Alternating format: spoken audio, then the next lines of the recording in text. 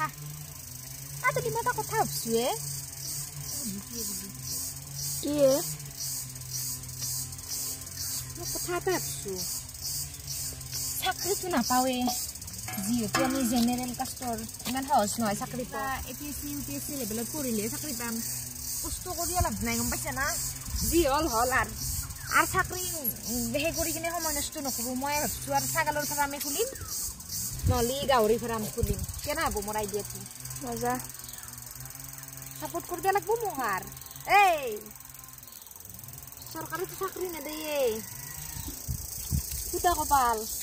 mini তন্দে আর মুখার তন্দে লক্ষ্মী আর ছাগাল পোহা করিম মই গাইস ফার্ম খুলিম ছাগালর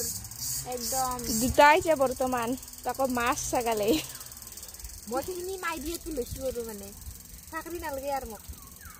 আমি না হ'ব দে বন্ধ কৰি কেমেৰা